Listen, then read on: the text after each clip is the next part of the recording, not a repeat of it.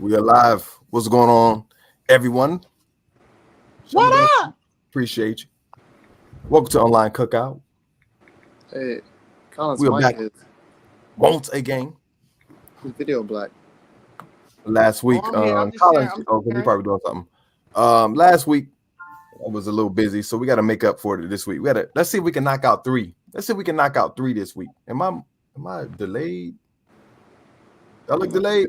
No, you good. No, you good. All right, because this be tripping. So let me. Just gotta let the folks on Facebook know. All right, we got our usuals. Collins, the relationship guru. I don't know who I'm talking to today. Is it Hamilton? Is it Jay? Who is it? It's Hamilton Clarington. It's Hamilton. Yeah. Jason Maje making an appearance, man. We're not gonna ask him why he got his glasses on right now. We're gonna keep that in-house. Why he got the glasses on in-house. Got my sis. Everything frugal. You know how she getting it done. See, she's here when she doesn't have to be here. She's taking the time out today to join us in this discussion. Kevon is out right now. He said he will be on his way. Well, let me not say. Dr. Pierre will be on his way. So he said he's coming. But awesome. To get this thing started, let's try something different. Let's see if I could share this. Collins, what are you doing? It was dirty.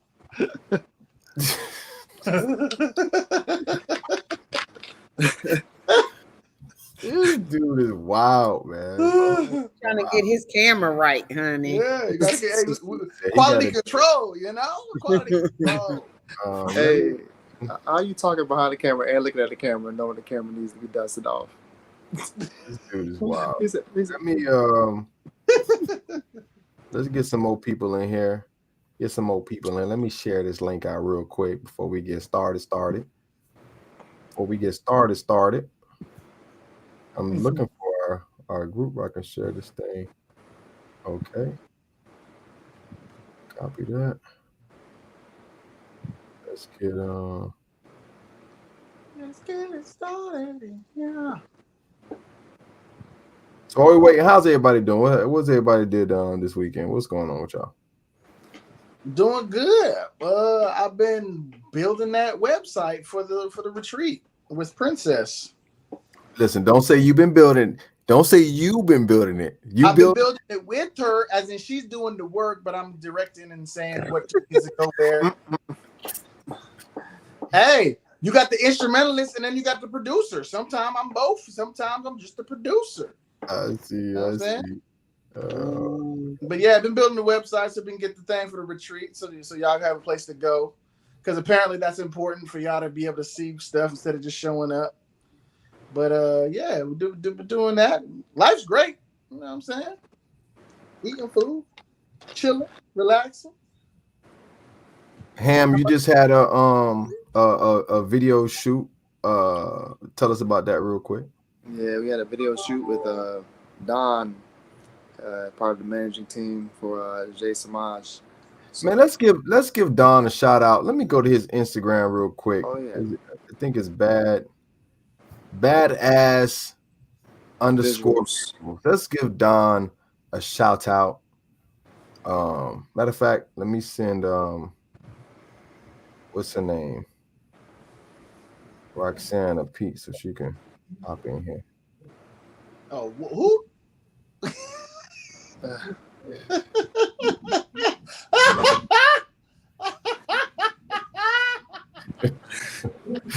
I ain't even get this man started. All right. Oh, one more. Let me send this. Just making me laugh. I don't know. Okay, and Bo, how's everything on Everything Frugal? What's going on with that? Still accepting members to the Facebook group. Getting a lot of traffic on the blog. So, and I'm right now working on a project that will be coming soon. Trying to get it copyrighted and everything. And started writing my ebook for the Everything Frugal budget plan. So that'll be available on the blog soon. Woo! True that. Doing big things, doing big things. Everybody out here doing big things. Everybody out here doing big things. Hey, I heard Jamare, he went diving. I don't know. We talked about the fact that he went on another dive, man. He was out there in that water. Listen, we already know I'm the #1 adventurer in the entire world. The whole entire world, Jamare. The entire world. I've done it all. I am the first Black scuba diver. That is fact. I own the website. Well, I own the domain, firstblackscubadiver.com. There's nothing there, but I own it. So therefore, I am. He's probably serious too. He probably serious. No, I am serious. No, he's dead serious. I am serious. Who owns the name, the first Black scuba? My brother. My brother. Absolutely. I do. All right, so let's get this thing started. I'm going to go ahead and play this and see if we can get it to play. Let's add it to the stream. We're going to have a conversation. Folks. I don't know if you hear this, but if you want to get your body done, you want to get a BBL, or you want to, get work done, or if you already got work done, or recently got work done, or have got work done, but you got to work out. You have to work out. The fat will come back everywhere else, like neck, arm, back. You have to work out after surgery. You can blow the fuck up, and you will blow the fuck up in a weird way, weird proportion. Like, you're gonna look stupid. Some of y'all already look like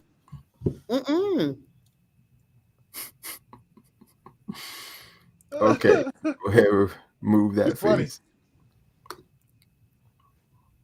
All right, so I've had this discussion too. The crazy thing is, I had this discussion with a coworker, and we were talking about BBLs, and we were talking about just that. Like, when you get the BBL, you actually are getting rid of fat cells from your stomach area, and you're putting in your derriere.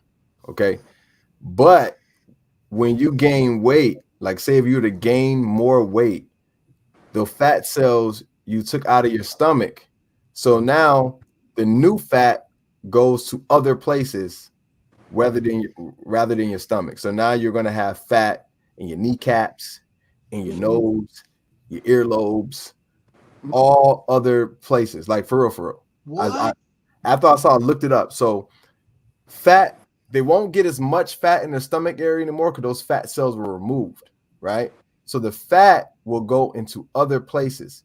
So my thing is, here's the thing. This I want y'all to discuss. What are these young ladies going to look like? Especially ones that are like, 23, 24, 25, getting these BBLs, and they don't work out. They don't have any healthy working out habits or anything like that. What are they going to look like in 10, 15 years when you naturally start gaining weight and they don't work out or have a great eating regimen? But I mean, not only that, but I mean, what if they have children? If they don't already have children, and you gain weight after that, that's gonna look nasty. That's gonna look weird. Yeah, because like you naturally gain a lot more fat once you're actually pregnant. Yeah. So how is that? I mean, maybe they already had children, but if they didn't, that's gonna be bad when they get pregnant. They gonna look like Jurassic World. Whole body. Whole body. But I'm saying, like, can they? Because Jamare said so the fat is taken out of their stomach, but your baby sits there. So how is that going to affect like the pregnancy? Like, this sounds like a major health issue. Definitely. I think the major health issue is the body dysmorphia that somebody has, like the mental health issue that they have to even get that, and like just thinking, oh, I'm going to do this. I'm not going to work out. I'm not going to do whatever. I'm not going to do squats. And I've seen, you could look at, I've seen on Instagram or TikTok, the transformations of white women with their butts like this. Mm-hmm. and then a year, 2 years in, they butt like curved, like they got black girl booty, I seen and it the looks gym all. nice to show that it's not just like the genetics of, oh well, I don't have big booties in my family, so therefore I can't get it. Like, no, you can work out and get a nice looking body if you're doing your squats, you do the regiments right, you're sticking with your stuff or whatever. But they don't want to do that. But I mean, this body dysmorphia that they must have in their minds, like how their own self-image, first when they to say I'm gonna get it, right, and then afterwards when they got it, to be like, yeah, this is what I look like. Like that's not what you look like. That's what you're made to look like. Hey, So then I see them in there all the time. I seen one girl, all she did was butt workouts. Every time I went there, all she did was squats. All she did was a little thing, a little kick thing. Yeah. I'm like, this is all she do. But did you see like results? Yeah, like I'm like over time, I'm like, you know what, Collins? You bring up a great point. Body dysmorphia. Like, I don't think that's being discussed enough. Yeah. At all. It's like the fact that when you think about it like this, the fact that there are so many women, people that are dissatisfied with what they look like, that they're willing to go under a knife. Yeah. And if you see it, like the amount of work that they have to do to your body and the downtime you're in, it's crazy. And that's a great, and I think I'm gonna ask you guys, do you think it's more so that, well, you already know social media has a huge influence on how women now view their bodies than what they did, 20 years ago? Yeah, but back in the days, it was, the main thing was the plastic surgery, right? Of like the breast augmentation. And that, throughout the 80s started to pick up, because they saw it on movies and television with their actresses and stuff like that.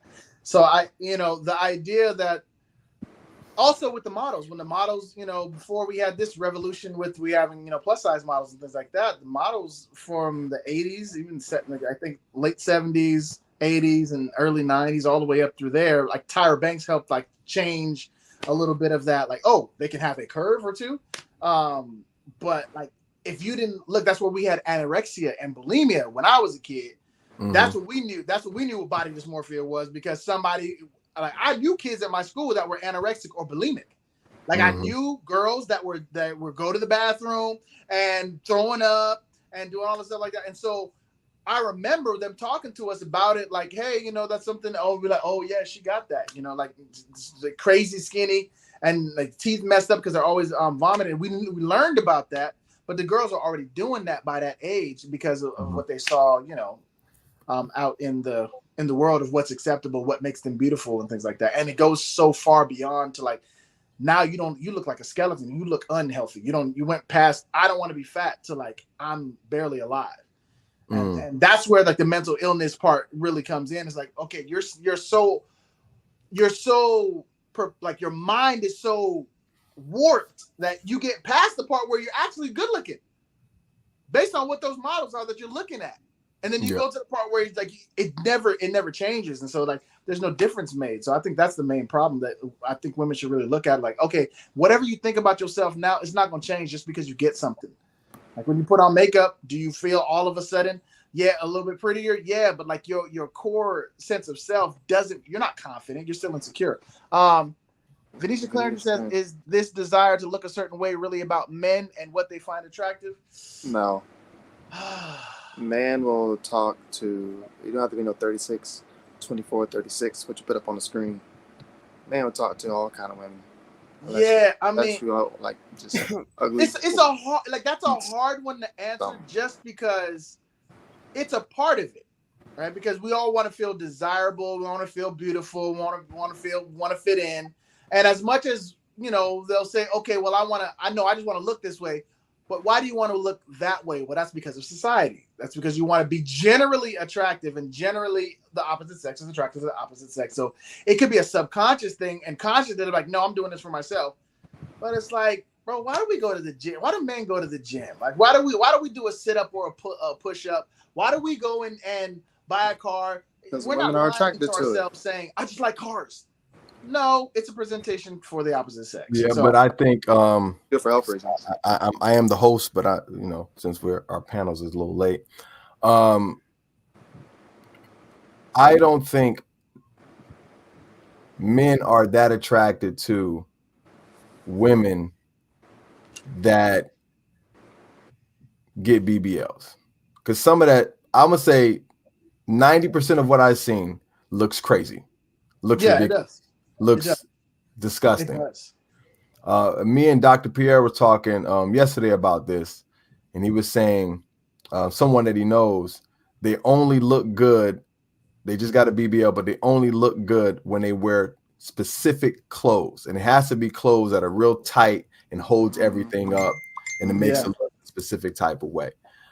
Because some of that stuff looks, you can tell, a lot of the times you can tell that they got work done. You can look at it. You know, that we all say that thigh to butt ratio is way off. It's way off, you know. And at college, you know, the difference is, so when a woman gets, and I could be wrong, but when women get like breast implants, I think it's totally different. You know, breast augmentation is totally different from you taking fat out of your body, which does shock the body. You could die, right? Yeah. And then taking it and moving it somewhere else. If that doesn't sound crazy, it does sound generally crazy, bro. It does. And I would even go so far as to say, like, just look at what beautification is, because I mean, all of this will fall under the category of beautification. All right, and I'll take it to the spiritual place with. We were taught beautification, like these ideas. I mean, you're talking about we're a species that I know once a person. Desiree says, I know someone personally that got it, and after a while, the skin starts to get dark and look bruised. Yeah, I mean, it has to.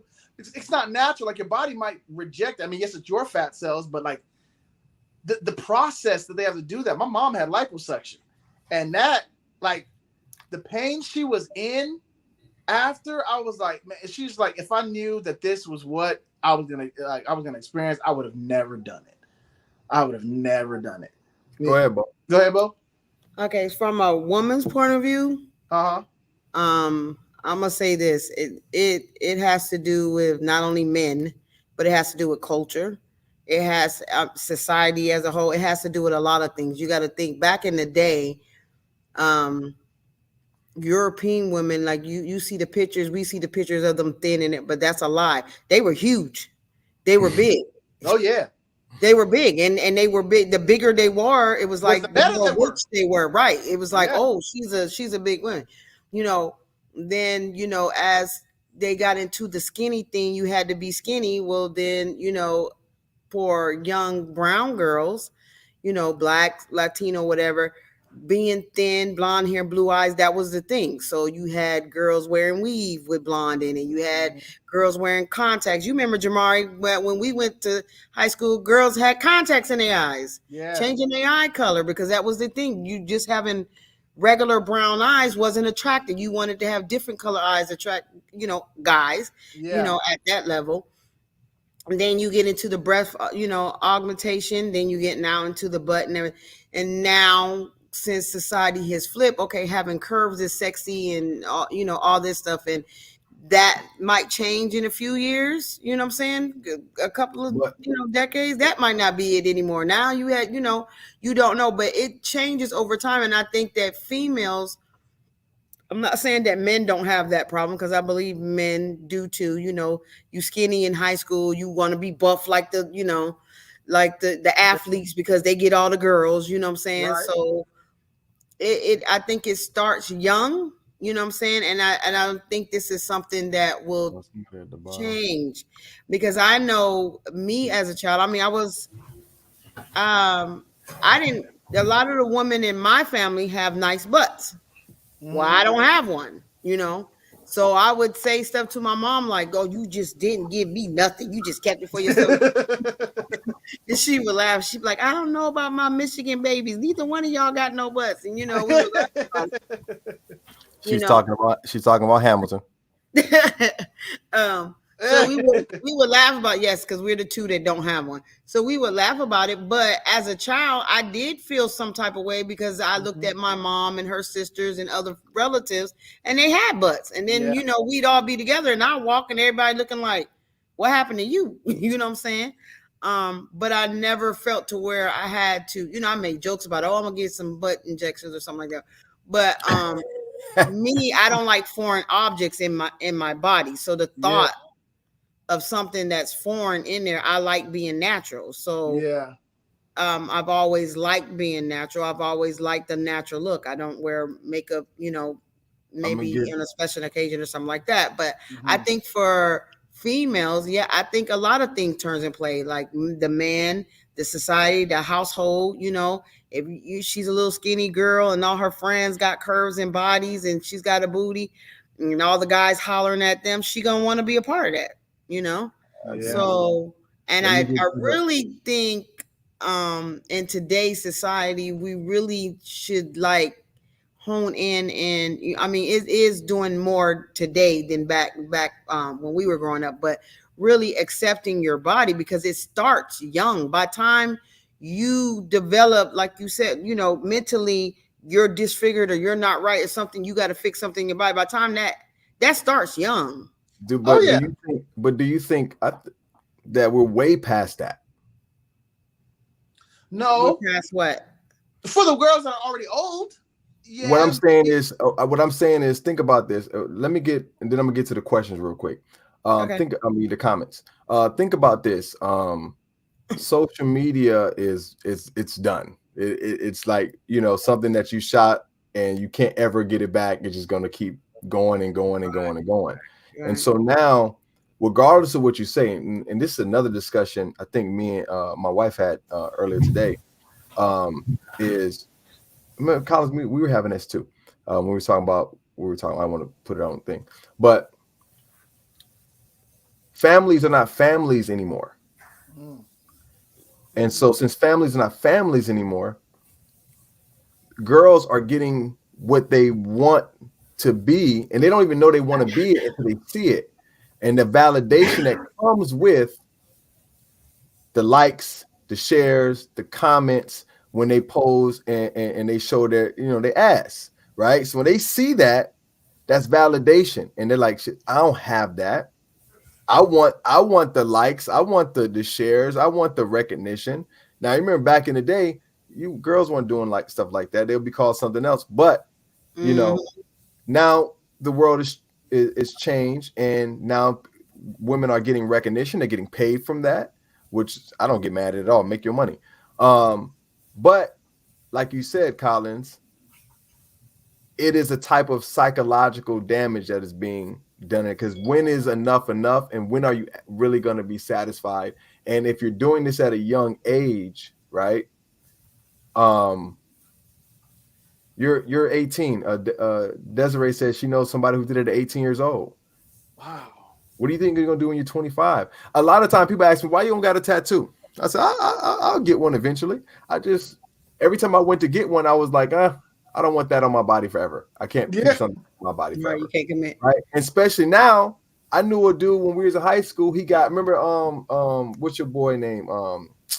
From Louisiana, the rapper from Louisiana, Master P. Remember they say bowed it, right? Oh, he got bowed it tatted on his stomach. I was like, that's it's not gonna be around. It's a fad. So now you're stuck with it. Now you're looking stupid in 2022 with bowed it on your stomach. Yeah, he don't even show his stomach, so we don't know if he got it.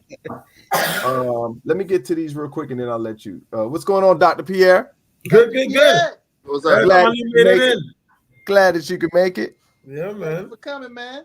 Definitely. But Jamare, I do want to make a point too that I know you saying that it's far gone. It's out there. These are people are there for the likes, but I see toddlers whose mama dressed them like grown people. You know what I'm saying? So the mama got an issue, and she's putting it on her child. So it's crazy. There's a popular 2-year-old, I think she's Spanish or something. She looks Spanish. somebody had showed me her, and I was like, I was like, that 2-year-old looked like she's grown. She looked grown. The way her mama had her dressed was like she was a grown woman. Now that 2-year-old don't know nothing. That's coming from the mom. There was actually a study that they did with dolls for little girls, right? And we're talking about 2, 3, 4, 5-year-olds. You know, like they're young, like kindergarten age. And no, it was. I don't think any of them were older than that. They were like toddlers, and they held a black doll and a white doll, and they had the little kids pick which one they wanted. And we're talking about kids that they could barely talk. You know what I mean? Like they're not even fully, like, you can't even have full conversations with them really.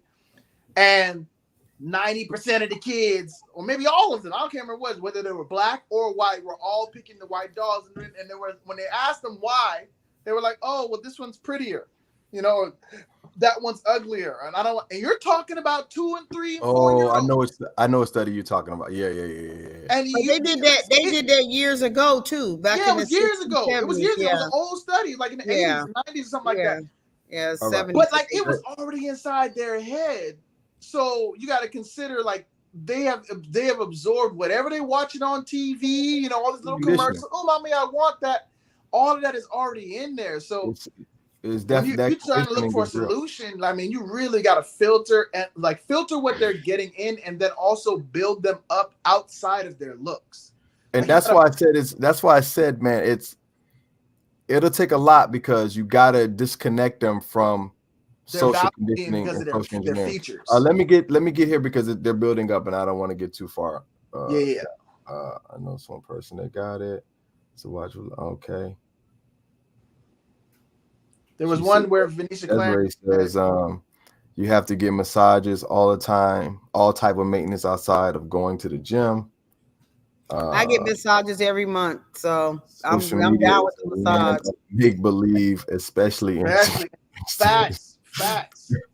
It is not real. Like these people, like women that are watching this.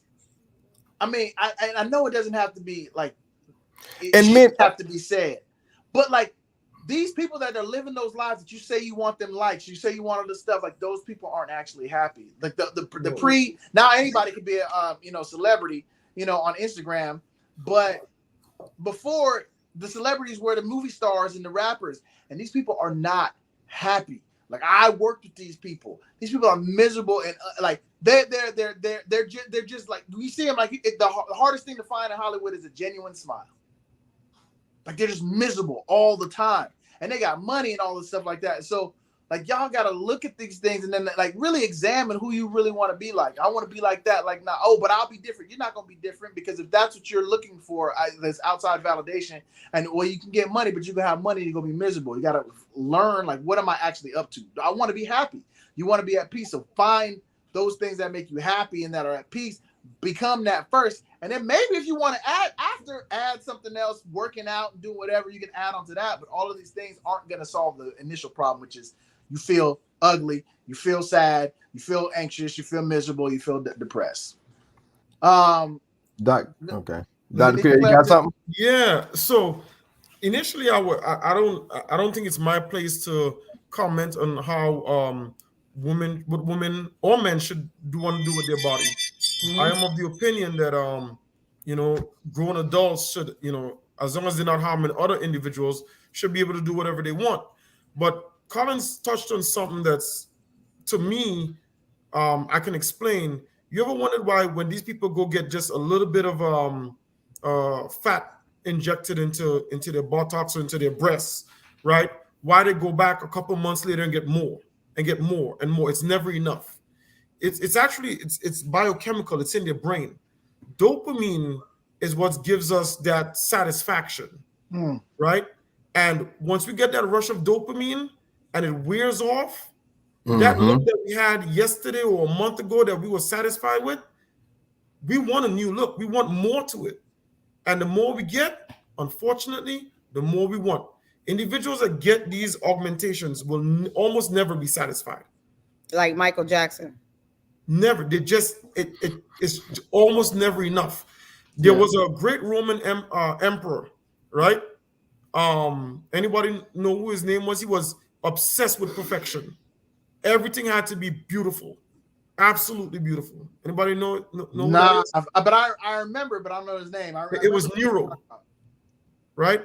Yeah. Nero had a mental problem, right? Yeah. He could never be satisfied with how good he had made Rome. When Rome burned to the ground, Nero rebuilt it and built it more beautiful than anything else that it was at the time. Yeah. Problem was, he was never done. He just couldn't be satisfied with what he had. And that's the world that we live in today. Individuals that start doing a little will end up doing more and more. They just can't be satisfied. And sometimes it's not them, but the biochemicals in their brain, right? The dopamine, you need to have that satisfaction. And when it wears off, you need to get more satisfaction. When that wears off, even more. So when is it ever enough? And go ahead, Jamare. They had recently did a study on the effects of social media, and they said what's going on with the kids these days is they're in a dopamine rush. Absolutely. Right? Because every time they scroll, they get that rush of dopamine. So it's always boom, scrolling to the next one, scrolling to the next one, scrolling to the so all day long. And you already know the effects of having too much of a hormone in your system all day long, right? It's not meant to be running through your system all day, 24 hours of the day. Yeah. And this is why people stay on social media, because they're getting that constant rush over and over and over and again. Let's get back to V said, if making that type of augmentation to your body allows you to make more substantial income like dancers or those old fan pages, why not? Hey, that's your investment. And every I personally would say, like, nothing that a human being does is intrinsically wrong or right. It's not intrinsically good or bad. I think the problem is why are you doing whatever you're doing?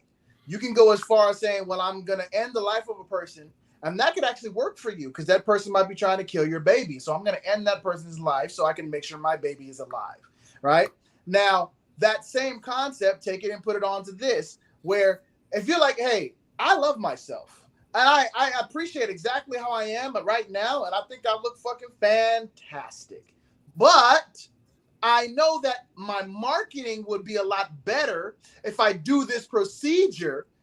The concept, the reason why, it's like the why that you're doing it is the difference maker. So that person is like, look, I think I look great. I'm going to put on this wig and this makeup to get this part on this movie, but that does not have any effect on who I am, my self-worth, or any of those things. Then I would say, hey, go on. As a counselor, I would counsel you first. Find out why you're doing it. Do you think it's going to change an essential part of who you are, or is it just going to change something that you can do? If it's just going to change something that you can do, then it might work for you. It might be something that's good for you. It might be something that's cool, but it's got to be the why. Like if you're pragmatic about it, yeah, you can do that. If you're pragmatic about it, you can be like, hey, man, and it won't be it's not a health issue, or it's not a mental health issue. I would say it's not a mental health issue. You could have like fat deposits, things that could be an adverse effect that you have with the process. But that actual mental health part, which is like Dr. Pierre was saying, like that dopamine rush and all of that addiction, the issue that you have, that never enough. If you don't deal with that, like that is got to be the source of what you're dealing with. Otherwise, you're gonna do it until you die. You're gonna do it until the point, till that's the reason why you die, and compromise your immune system, and compromise your body, and just compromise your overall experience in life. Yeah. And I think that's got to be shared. I think if some Instagram models will share, they're not most likely not. They're not gonna. Well, more information is coming out, especially in seeing one of the trans community people talking about the procedures that they go through. But we'll talk about that on another time. But that's something that more and more people coming out and saying, hey, these processes that you're going through actually really messing up your body in the long run. Has anybody got some last words on this topic of what my girl? If you haven't seen that video, I just took it out. I should have replayed it before we left, but you could check out the beginning of the stream to see where I put the video on. Bo, got something to say? to comment on what V said, if it's making you more money, you make your money and make a smart investment. Because when that wear off, your breasts start hitting the floor, your butt start leaking fluids and everything else, and you gonna need more money to get all that fixed. You're gonna need doctors for whatever medical condition all that gave you inside. So make your money and make smart decisions. Yeah, it is. It's not a forever thing. I'm never mad. I'm never mad at somebody. They're gonna go make their money, and it's not like Dr. Pierre said. It's not hurting anybody. Do what you got to do. Do what you got to do. Let's go to this next thing. This one was shared. Collins has shared this one. Ain't this one you had shared, Collins? This one right here. So if they don't feel like they have to chase, right? They don't. Why? Why? If you want to, what happened to courting a woman that you really, really like? What happened? Lori Harvey. We ain't got nothing to do with Lori Harvey. Those situations happen though. Those are also the women that most of these men are going after. She's super beautiful. She dressed this way. She's bodied up. And then it's like, then they get mad when they get treated like Lori Harvey treated you. But that's what you looked for. What's the difference? I mean, we already knew her track record. Let's just talk about it. She dated fucking Diddy's son and him. So what did you expect? Why would he even want to marry somebody like that? Why would you date somebody like that? So Why would you start like change? People can't grow? No. I just want y'all to keep on keeping on, because it's gonna come back around. Why would you have this expectation that she will be ready for marriage and you see her track record already? What is the That's difference? my whole point. What is the difference in women who y'all chase a certain type of man? I don't chase. Oh, y'all look for a certain type of man. I don't look. I want to be courted, so I don't look. So you don't. So how is a guy supposed to know you interested in him? He don't. He shoot his shot. Okay. He shoot his shot and toss his coin, and we gonna see what happens. It's horrible advice. Horrible. Oh man. Who wants to respond to that one? Well, let me hit that bit off first. I don't think I think I was trying to comment on what you were saying earlier, Collins. But let me get rid of this real quick. What I was saying when I first initially watched the video was I don't think that they're on the same wavelength when it comes to courting and chasing. I think they have to define whenever you have that type of conversation, you have to define what is the difference between courting and chasing. Because when you're courting a woman, you're not chasing a woman. It's two different things. You get what I'm saying? Yeah. But y'all go ahead and take the floor on what you just saw. I'm gonna let y'all hit it. Go ahead and hit it. Well, I'm gonna say the thing about chasing is that when an individual, I don't care if you're a male or a female, when you're chasing something, once you get it, you 9 times out of 10 don't want it after you get it. There's people who chase because they love to chase. That's what they want. They like chasing people. Then there's people who chase things that they really don't want. They just, chase them thinking that they want them, then they get them, and then it's like, oh no, she's not what I thought it was supposed to be. But Jamare is absolutely right. Courting and chasing is two different things. When a man is courting you, he's trying to get to know you. It's a intimacy. How can I put it? It's getting close without the intimacy. At first you're taking your time. Chasing, you could be intimate and still be chasing and not, you know what I'm saying? You could not getting anywhere.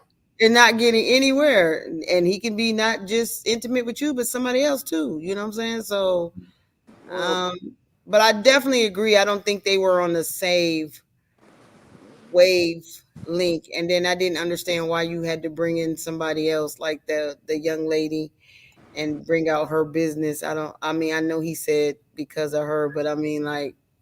And I'm glad you addressed that. Go ahead, Dr. Pierre. Yeah, so what I want you guys to consider is that everybody in Hollywood dates one another. It did play by totally different rules than regular people play by. If you really check it out, just look at the circle. It's something that I've monitored, I guess, over the years. One person will have a kid with like 3 or 4 different stars, right? one star would date, like they all date the same woman, you know? It's what they do in Hollywood. We don't, if we have a circle of friends or we know one another, right? We don't all really date the same person, right? So Hollywood plays by totally different rules. So for her to even bring up Lori Harvey, I didn't this get is that. what they do, you know? That's one. And two, I'm a bit confused with the chasing and I don't think anybody chases anymore. But the way that you have all these dating sites, these dating apps, hooking up is way too easy nowadays from what I see from the outside looking in than it is to be chasing somebody. Those days are done. You know? Oh no, there's guys that chase girls. They crazy. You got, I think you got like stalkers. a Stalkers chase. Like you got simps. Simps gonna chase girls wherever. They gonna buy girls stuff. They gonna keep chasing women. It's just gonna happen. You got a whole bunch of guys that ain't experienced, that never talk to women at all. They chasing women or scared to chase women, but they want to chase women.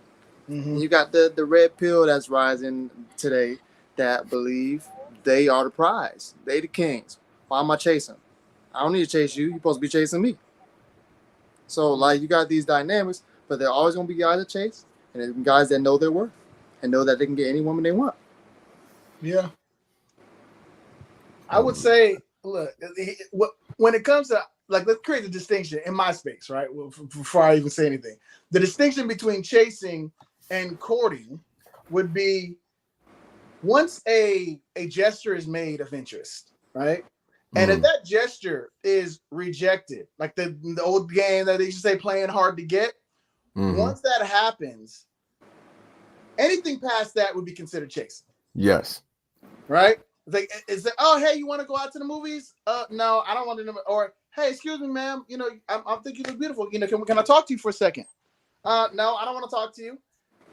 Well, where we grew up, at least when I was growing up, that wasn't the end of it. You know what I'm saying? It was like, oh, but come on, girl. Like, hey, so, hold on for a second. Let me talk to you. Like, oh, why? Why don't you want me to get your number? Like, hey, can I get your number? Why?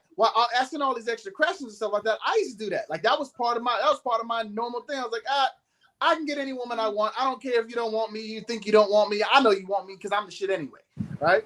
And so I just got to let you know and like talk to you long enough for you to figure out that I am the one. Like, I am that dude, right? You might not know that right now. You might not realize that. He's not. Hey, he is not lying. He around the head. He is not lying. We used to be in college, and I'm like, Collins, why are we still talking to these girls? Yeah. So I was like, I was like, hey, well, if I want something, I'm gonna get it.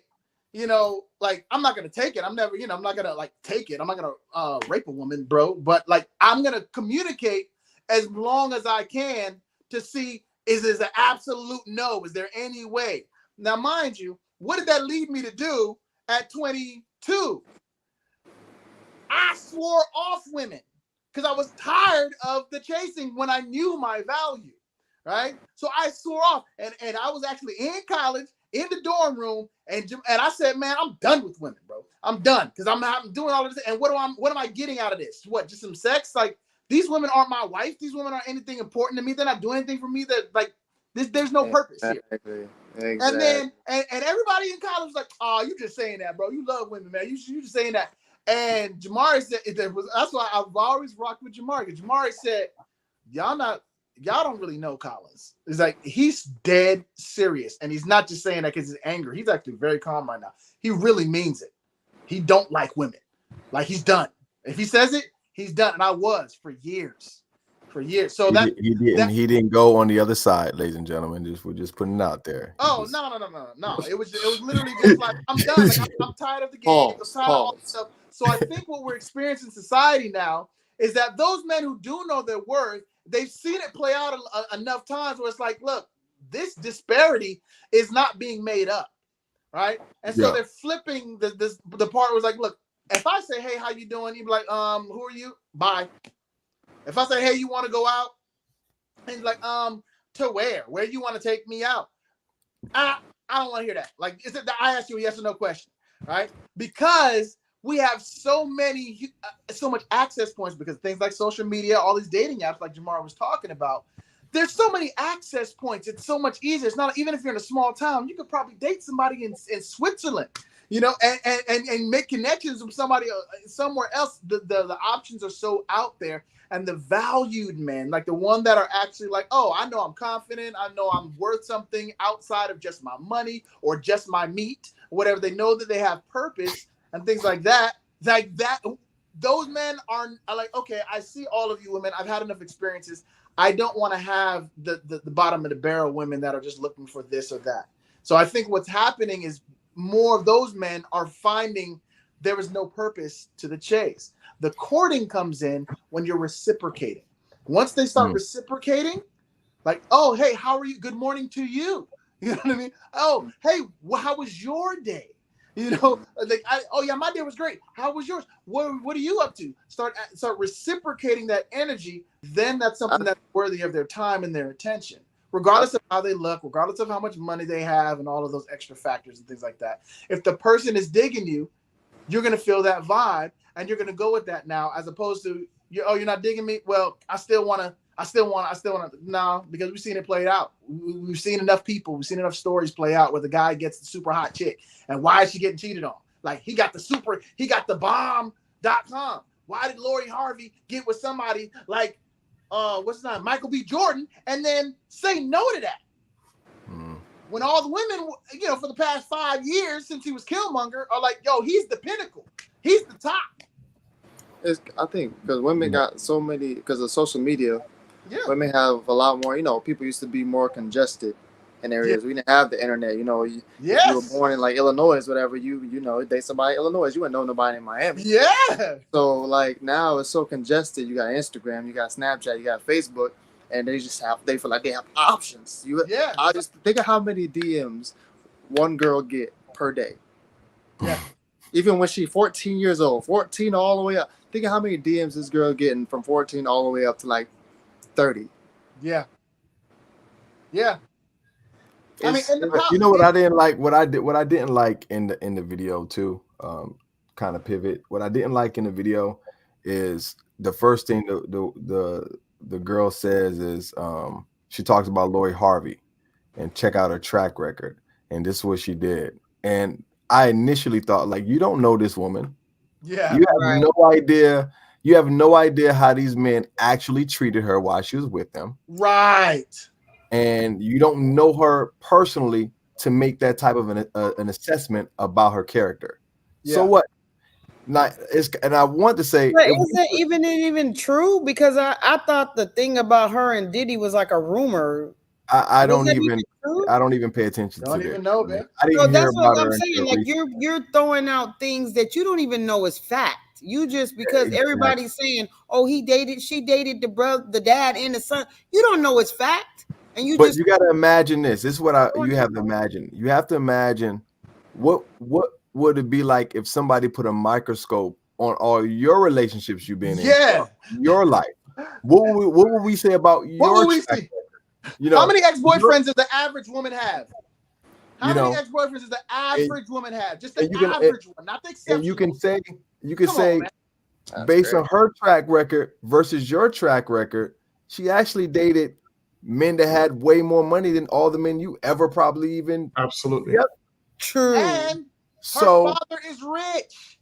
She don't need money. So that's what it automatically, it makes me, even when they were putting her out like that, I'm like, y'all don't know this person. Stop acting like y'all know these celebrities. Y'all don't know them. Yeah. Yeah. Like I'll say this. Hold on. You ever wondered if she was jealous that she couldn't get a Michael B. Jordan herself? Of course. Probably. Of course. Thank you. Most likely. Thank you. Of course. Most likely. And she's like, well, you should have picked me instead, you know, Michael. It's like, well, what are your qualities and your characteristics that would make him pick you or make you pick him or you be worthy of this person? Like all this idea of worthiness, first of all, it's all made up. All right. It's all made up. Nobody's worthy or unworthy of this person or that person or this situation or that situation. You go for something, you get it because you want it. You stick to it long enough, then you get it. Like, and then what did the girl say at the end? She's like, "Oh, I don't look, I don't chase, I don't look." Like, stop. Yeah, I mean, but and, you want. That's why you're probably by yourself. Right, like you got to put some effort. I mean, and that's probably the initial situation that brought up that conversation. Like, where's the effort at on all parties? Like a relationship, people think of a relationship as 50-50, and I like to educate people that are like my people that I counsel, is that a relationship is not 50-50. A relationship is 100-100. Because if you got to get somewhere and that person is faltering for whatever scenario, you look at it, a gas tank, you got a gas tank, in your car, and both of y'all sitting in that car and you in the middle of the desert. Well, this person only brought 50 and you brought 20. If y'all needed 100% to get out that desert, you're not making out that desert. You're dying. But if both of y'all brought 100 and somebody, for some things, a little bit spilled out, you got upset, you got sad, you got worried or whatever, something happened, could you compensate for that with your love and your care and your attention? If you can't do that, your relationship is not going to work out. So looking for a 50-50, like I'm only giving half. No, you're not giving half. You got to give your whole and stand for them to give their whole. And you by yourself are a whole and complete person first, before you start adding on to somebody else. Now, I met Michael, B. Jordan years ago when he was just starting out with that the Friday Night Lights or something like the Friday Night Lights. I think that football movie that was in. He did his first commercial, major commercial series. And I remember talking to him, right, because he was nervous and he was very shy.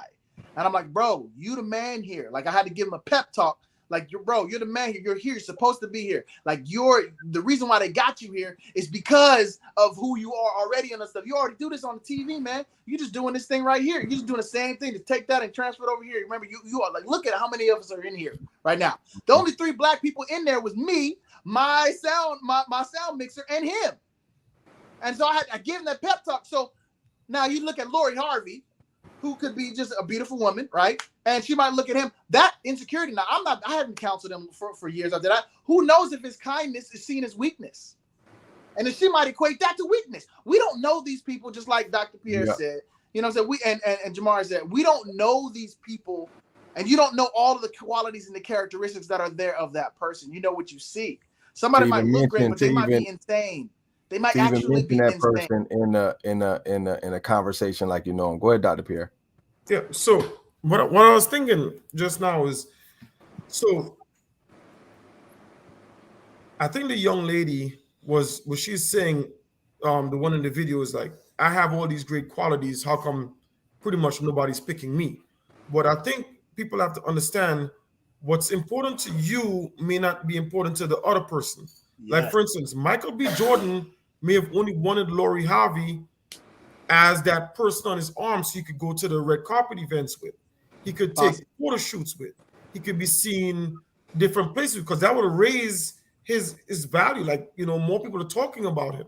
You know, it's kind of like, to me, Kim and Kanye's relationship.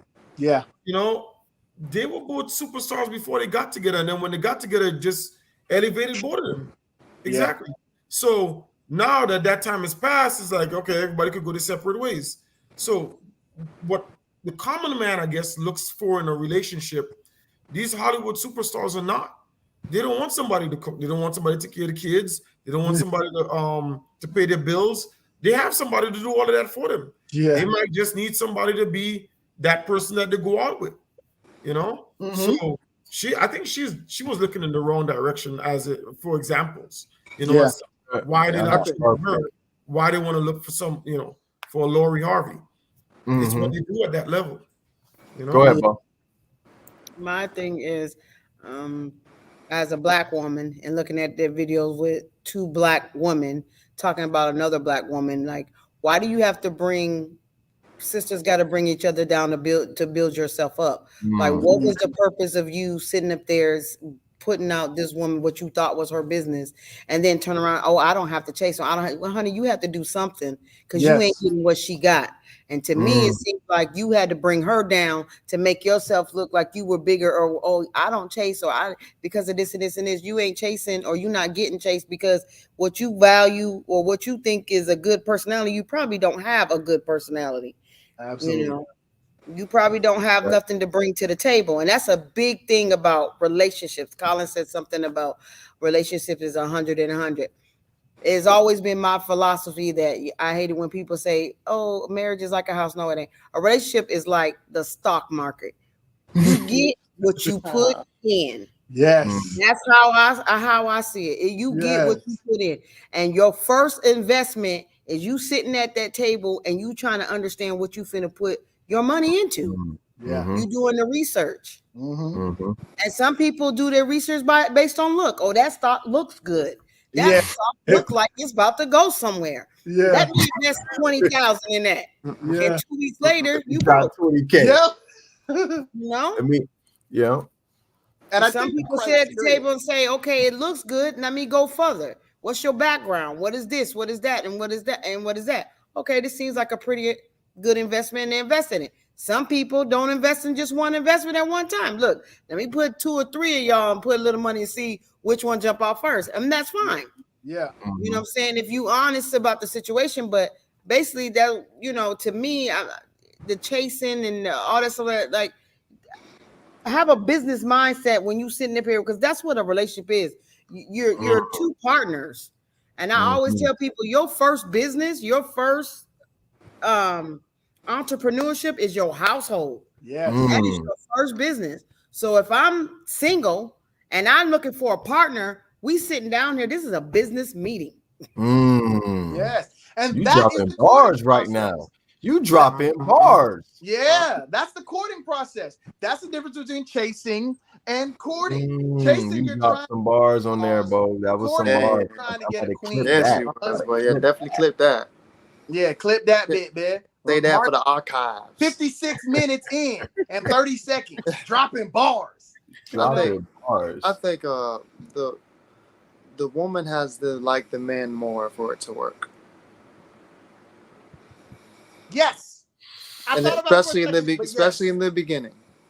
Especially in the beginning. If you're chasing a woman, imagine, think about this. Think about all the women that you've chased that didn't really care for you too much, and you're chasing them. I get what you're saying. The woman has to be for you to be like, okay, all right.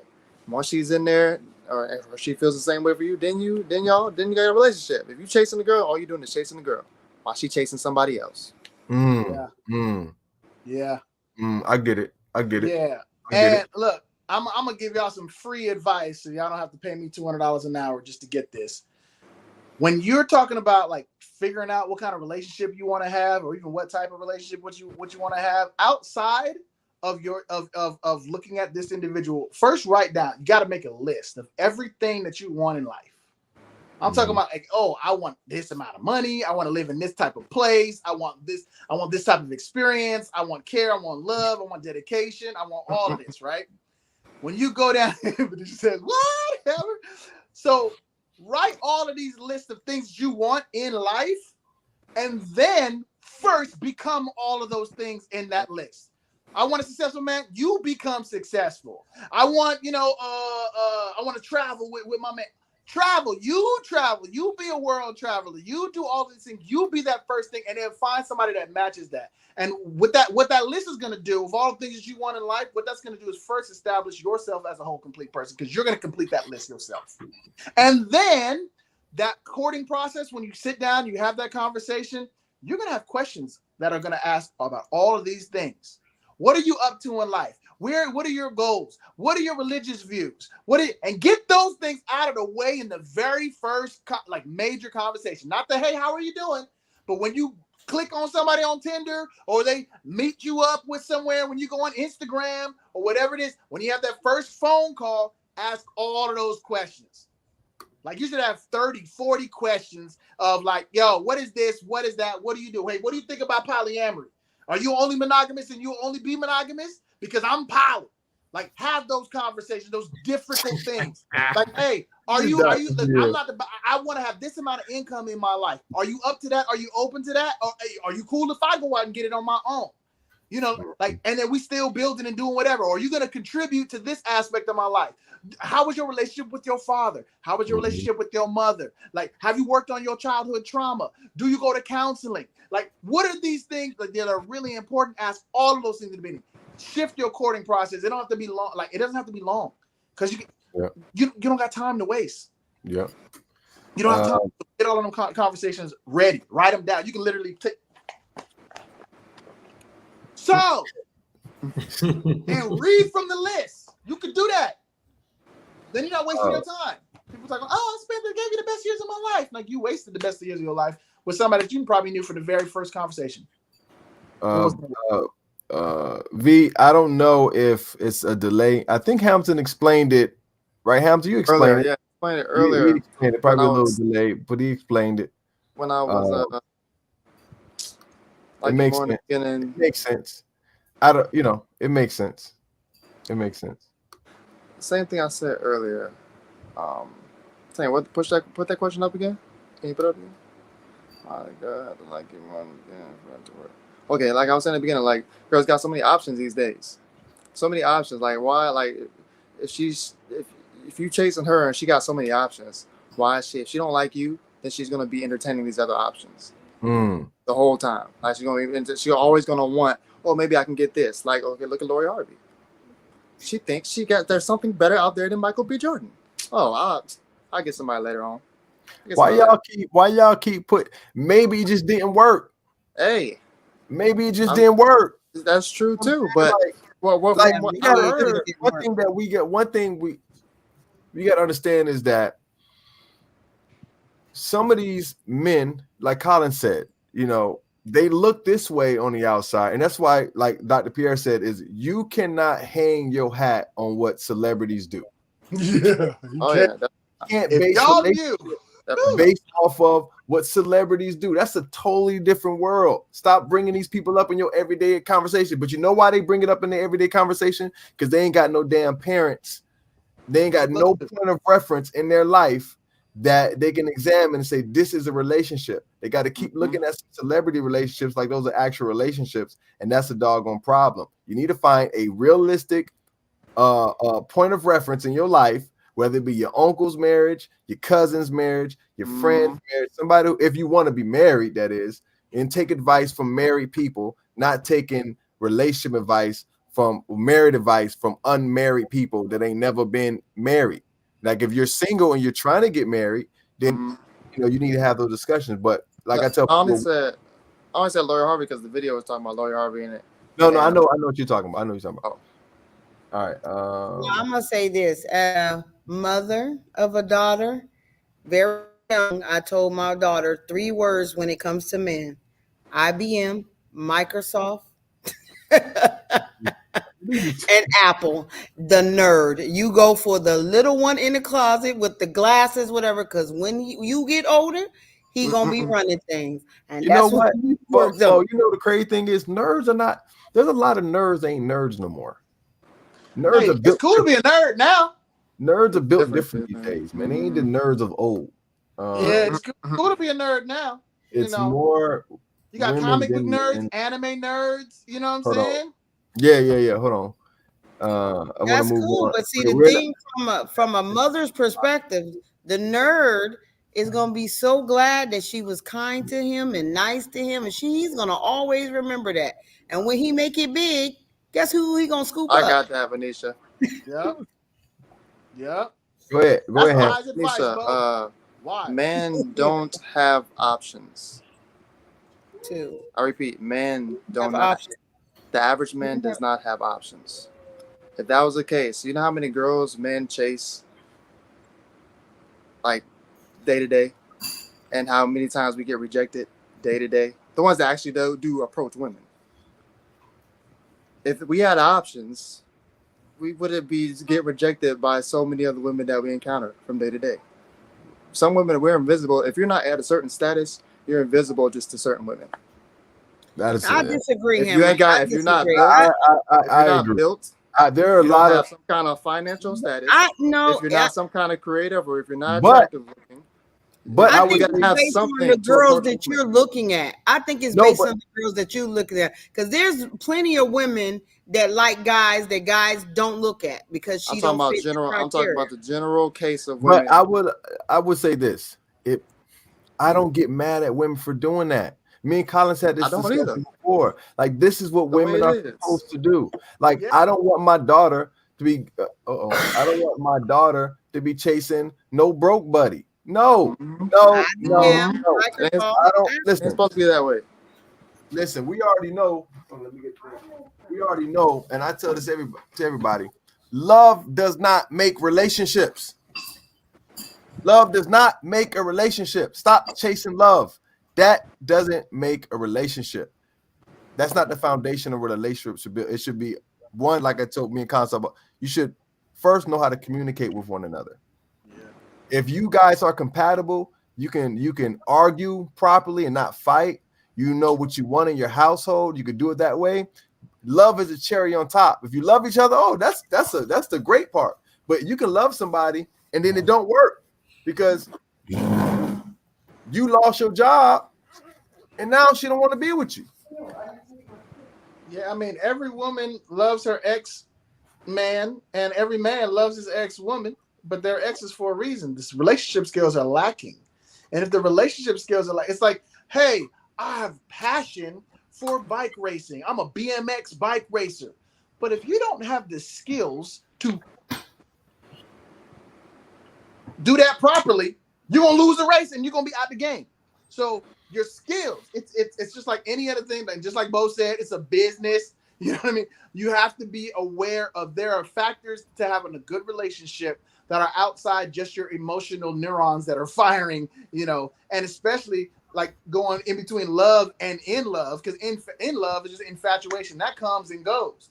You know, you could love your brother and sister, you're not infatuated with your brother and sister, you know. And so if you learn how to make that distinction, then you'll have a lot of longevity relationships as well, because when they hit that 5-10 year mark and they're like, you know what, he's just not doing it for me anymore, then you say the relationship is dying, maybe it's not worth it and all that stuff like that. And that's only because you're conflating love and in love as well. And regardless of both of them scenarios, you lack the skills. Learn the skills of communication, conflict resolution. Learn that yourself. Learn your trauma so you're not projecting your trauma. Learn the difference between what is happening in real life and your interpretation of that thing that happens in real life, because that's where all of that communication also goes off. You have to be able to communicate clearly, but you also have to be able to listen clearly with integrity.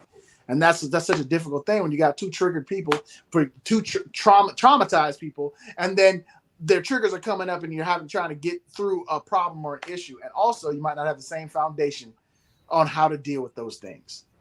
If this person, you know, if these are two Christian folks, they can both go to the Bible to be like, hey, well, I think I'm right. You think you're right. Well, let's see what the Bible says. You know, two people that are atheists, they can both go to like Freud or something like that or something. But if one don't believe in psychiatry and then this person is using Freud as the frame of reference for what we should do today or what we should do today, then you're unequally yoked, and that don't work either. So that's why you have them conversations in the beginning. Dr. Pierre, what you want to say? Yeah, Jamare, yeah. While you guys were talking, Collins brought up something about marriage, and I was taking a look at the marriage rates in the United States for the past 20 years, 30 years actually. It'd be good if you could find that graph and post it up. It's interesting, and it goes back to the point I was making earlier. I don't think people are getting in relationships anymore. But the way, as easy as it is. As easy Sorry, as it, go ahead. No, sorry. Jamare just put it back up. Yeah. As easy as it is for people to get into situationships, nobody's really getting into relationships anymore. And then taking the next step to saying they want to spend your life together and get married. I think, to me, from the numbers I'm seeing, those days are done. You know, they're coming to an end. You know, from the celebrities down to the common man. I met a couple today that was married for 32 years. I asked the guy, I said, how you did it? Up to now, he hasn't given me an answer. You know, it's interesting. Right? So Yeah. I don't know. Yeah. You know, And- marriages nowadays, relationships. I think me and another friend of ours, we worked out the numbers to be about 7 years roughly. And then people are moving on. Yeah. You know? Yeah. I think we discussed this before. But we were pretty much saying that marriage should be like a renewable contract. You know what I mean? Like Oh, absolutely. after 4 years, you're like, you know what? This was great. I don't think I'm going to renew this contract. And you know, we're gonna part ways. You know, I've seen. Hey, tomorrow, give them a 6-month notice so they can prepare. A growing trend nowadays is a commitment ceremony, where individuals are just going to the church, and they're saying their vows, putting on rings, but they're not legally getting married anymore. Yeah, you know, because they want the options to be out whenever they want to get out because they're no longer satisfied. I'm gonna ask this question, and let's save it for another topic. But this is a question that no one has ever answered. And I asked a lot of women this. I said, what is the benefit of marriage for a man? What do men gain out of being married? Nothing. I wouldn't say nothing. There's a lot of positives to being married. Not positive, because obviously there is positive. I'm saying, what do you gain from being married? Okay. So I think I can answer that question by telling you what you could have from not being married. So I have a very close he's a relative, and he's a playboy, and he's straight up, you know, he has about 4 or 5 girlfriends. And one day, me and him were having a conversation. He had a heart problem, right? Fluid started building up around his heart, got really scary. He was in the hospitalized for several days, and he told me, he said, you know, I thought this life was really cool. I go out partying every Friday and Saturday night, have all these women. By the way, he's in his 40s. And he said to me, well, when I was laying there in the hospital and I thought I would die, he said, I was alone. And he said, at that point, it hit me. I have nobody, you know? So I would say the what it benefits a man to being married is companionship. Having someone that's going to be there for you, you know, in really, really tough times. You know? I think you can have that without marriage, though. I was about to say the same thing. I think the 40-year-old dude, he's not good at having like relationships with women, and he just has a bunch of different relationships. They're not even relationships. He just has interactions with sex women. buddies. That's it. Yeah. And that's why none of them showed up, because even your friend, even your girl that's just a friend, she would show up. Yeah, but show up to be there by your side. That they can say, well, you know, this is my wife. You know, she has power of attorney. Any major decisions to make. Even if the girlfriend and all of those people showed up, none of them could legally make a decision if he went into a coma. It'd be left up to the attendant. He can give somebody that power. He can give a friend a power of attorney. You know? Yeah. So he was alone, pretty much. I think, you know, and human beings are social animals, right? Just like all the other great apes. So we need that companionship. You know, it's really not psychologically good for us to be alone. So let's not get it twisted. I'm not talking about not having companionship. Marriage is not about having companionship. Marriage is a legal contract. Yep. These days, marriage, I would say marriage didn't always not benefit man. I would say definitely these days, marriage does not benefit man at all. At all. In least bit. All you're doing is giving resources to a leech. Oh my God. What? Somebody get Hamilton. What? I'm muting you. You get muted. Which one's the lead? Which one's the lead? Muted for the rest of the conversation. He is muted for the rest of the conversation. I gotta fix that. I was joking about the leech part. I was the one that be coming with the College, stuff, man. I gotta mute this guy here. Hey, man. somebody come. Hey, no, but all you're doing is giving resources, and yeah, you get companionship, but you can't have companionship with your brother. You can't have companionship with your friends. Okay. Hey, I can't reach you, boo. I can't You can have companionship with anybody. Marriage back in the old days now, you know, you got one wife, you got two wives. They doing work. They working on the home with you. They building on the legacy with you. Like if you are a gardener, they out there gardening with you. If you a herder, they doing something like they building your business up in a sense. Now you got women that do that today, but most women these days, what resources do you give up that we don't give? Let the woman on the panel talk. Go ahead, Bo. So I'm gonna say, what you get out of a marriage these days is an illusion.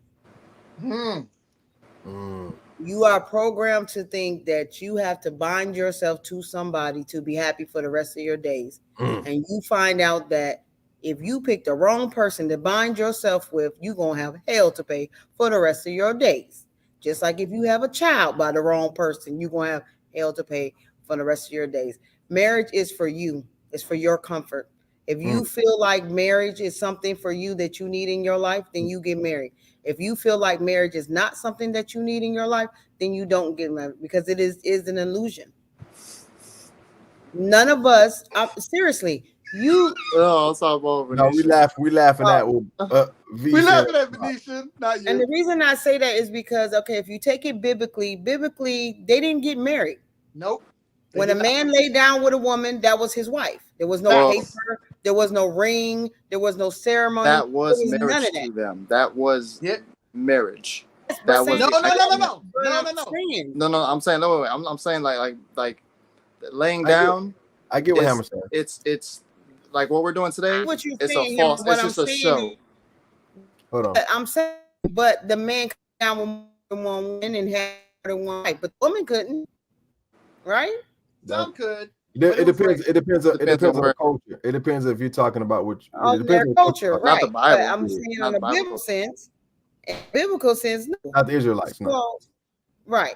So basically, when you lay down, so now you take these many women lay down with how many men, how many girls, how many baby daddies. So in biblical sense, all them is her husbands. Hey, and if she can get it together and get them all on the same page, then they would have what Jamare has coined the term, the economic family. Don't be putting out. Wait, hold on, man. You know what I'm saying? But they got it working together. How many guys have laid down when before they let down when they wanted? Is she breaking up for you? Yeah. You're breaking up. Bo. Can you hear me? Go ahead, doctor. Yeah, no, let's give Bo a chance to come back. Bo, you there? Yeah. Can you hear me? Oh, you're just not moving. Okay, so I'm saying for guys, the same. Any guy lay down. You broke. You gotta wait, baby. You gotta wait. Yeah, you gotta wait. Wait till you're able to move. When you move to the side, that you're actually seeing yourself move. But to piggyback off of what? Wait, is she back? I think she's back. I think she's back.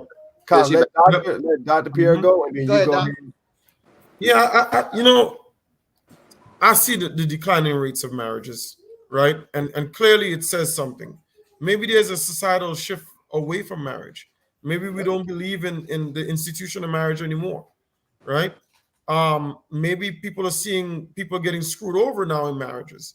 I think I was doing some research on, I asked a couple of women, like, hey, why are less and less people getting married, right? Because obviously men control marriage. They're the ones that, propose to the woman, right?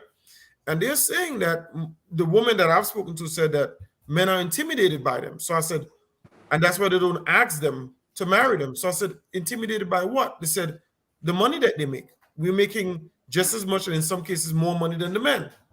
So fair enough. So I went and looked back to see when women started making money. And they started making money right around the time of World War II. They left the house and entered the industrial complex, right? And if you look from then until now, what's happened to the marriage rates? So there has to be some correlation between the woman now being independent. What was marriage really about, though? Marriage wasn't about, it wasn't just a union between the people. It was about children. Children, raising up children. The best way you can raise up children is in a household, not with the mom alone, because we see how that works. not with the dad alone. You need both parents. So marriage kept the parents together so they can raise the kids. That's what marriage is about. Even the Bible talks about two becoming one flesh. You're talking about that one flesh being your kid. It's a child that comes from both of you. So it's you got to. That's yeah. Look, I'm gonna let the relationship guru speak for a second. Here's a relationship guru. Marriage, there's two versions of it, right? One is the tradition, right? That legal thing, right? And then there's the idea of marriage that has been conflated, which is companionship and commitment. One does not necessarily mean the other. One, it doesn't even have a correlation in the relationship to the other one. Back in the original days of the pagan tradition of marriage, it was about exactly what it is today. Traditionally, it's about ownership of property and legacy, passing down. That's what it is. Legacy, that's literally definitely. what it Yes, is. sir. It's a contract and a deed for ownership of property, humans, and legacy, passing it down. Who gets it after? Right after someone is dead. That's what marriage, the tradition of marriage is. It wasn't about love. It wasn't about connection. It wasn't about commitment. It wasn't about family even. That's why you have kings and queens that were married. These are business deals to stop wars, to create, join families, to do this thing. That's what that was for. It wasn't about people. It wasn't about connection. And that's why the pagan tradition of marriage, the institution of marriage, is out of alignment with what the little girl, and the little boy might think of. Oh, well, I want to go get married. I want to get married. No, what the little girl wants, she wants a wedding. She wants something really cool and a really nice party. That's what she wants. She doesn't want what marriage would ideally be, which is human beings coming together to make a connection, a commitment, a family, a community, whatever that is, and growing that legacy and growing those human beings and growing that love and that care. That's what the idea is, but that's not what it is. So I would recommend for everyone out there, before you consider writing that contract with another human being, find out what their actual belief system is. What is marriage? Ask them, what is marriage to you? Because if that doesn't align for the both of y'all, then you guys got to revamp that and connect and rearrange what y'all belief system is, and adhere to one or the other, or do not get married. Do not get connected. Do not have commitments, because we all know that marriage doesn't mean commitment. Otherwise, we wouldn't have such a thing called divorce. You remember, speaking of divorce, you remember a couple of years ago when this one lady tried to sue a football player, I believe, was for palimony? Wait, what? You heard me right, palimony. So the guy was with her for several years, never got married to her. Then he wanted to break up. And so she sued him for being his, you remember that one? For pretty much being his common law wife, right? Yeah, it's called palimony. True story. I was like, what? And that's the reason, Kay. That's the reason that a lot of these dudes, that all of these stories, because of social media, all of these dudes are coming out like, you know what? I'm not doing the marriage thing. I ain't up for it, bro. I'm not up for it, because it's now common knowledge that the institution of marriage, highly favors the woman, and if something goes wrong, only favors the woman. Minus Britney Spears and that Federer, whatever that guy was that apparently came. Halle Berry too. Halle's paying alimony. Yeah, so there's certain exceptions to the rule, but the average man is the one that usually loses out more on the divorce. He doesn't get the kids, which he probably might want his kids. She gets the house and the boat and the car, and he might get a shack or to keep as a little bit of his money. And that's usually, because of that, that's why I believe that more men are waking up to that. This isn't a working deal for me. So, True. Venetia says, well, as a woman and a wife, my question in approaching marriage was, can I build with this person? Yeah, and that's a wise question, right? That's a wise question. Hey, what kind of situation, what kind of family, what kind of life are we building together? Because someone might want to live in the jungle, and somebody might want to live in the city. And y'all can't live necessarily both places unless you guys are just going to be going, partial times and things, and that could work. But you want to start having those serious conversations in the beginning Don't wait. Have those conversations in the very beginning. All right. So Dr. Pierre mentioned that marriage does offer a level of companionship that is not always experienced with friends. And Hamilton and Jamare, you say that a friend can do that well to a degree. Yeah. Well, what is a companion? What is like? You can have different types of friends. You definitely can. You can actually have a friend that you actually are have. with. Go ahead, Hammer. My fault. Oh, go ahead. Yeah, that's what I'm saying. You can have a friend you're intimate. You can have a greater companionship with a friend than you have with your wife. You know what I'm saying? You can have a greater companionship with your brother or with a friend than you have with your brother. And sometimes, I don't like to use the word soulmate, but sometimes your friend could be your soulmate. That person, like guys, just get it, understand each other, and you have that relationship. But your marriage has to understand that relationship. And I think the modern day marriage begins to confine people to trying to make each other everything. Yes. You make your wife your best friend. You're trying to make your wife your business partner. You're trying to make your wife your fishing partner. And she wants this out of you, and she wants to be and you can't be all things to one person. It's impossible. But the insecurity is when you're married and your other partner has a friend maybe of the opposite sex, and they're insecure about you having that close companionship with another person. And I think that's really prevailing here in America, where we're very selfish with who we're with. You know what I'm saying? And if you go overseas, and Collins, you know this to be true, Bo, you know this too, that you'll see in the Spanish community, she's married to a person, and when she walks through the door, she kisses them kiss another man on the cheek. You know what I'm saying? They do that all the time. In America, Arco, you don't do that. He's like, what are you doing? What's going on here? How you know? Right. So, you have different levels of companionship with different people, just that the current way of thinking about marriage is about ownership of the person. Yeah. And not of the building of something that's bigger than you two. And that's pretty much what it is. Like Collins alluded to earlier, is marriage was meant to, so when people talk about marriage, I always say, how long has a modern day system of marriage been around where people actually marrying for love? Because it wasn't always people married out of love, because dads chose their arranged marriages, why? Because I know Collins knows me. I like what his family is. Their family is about what we believe in. So I'm going to hook my son up with his daughter. Yep. Why? Because I know him. Now, you don't know half the people that your daughter's linking up with. You don't know half the people that your son's linking up with. This is why you get that huge disconnect, Dr. Pierre, right? Think about this, Dr. Pierre. Mm-hmm. If you look at the marriage rates, and I don't even know the statistics, but I'm pretty confident of Japanese people, right? You're probably going to find that they're being married longer than Americans. Mm-hmm. When you go to certain populations around the world, that when you go to Japan, you're going to see mostly what? Japanese people. When you go to China, you're going to see mostly what? Chinese people. When you go to Switzerland, you're going to see mostly what?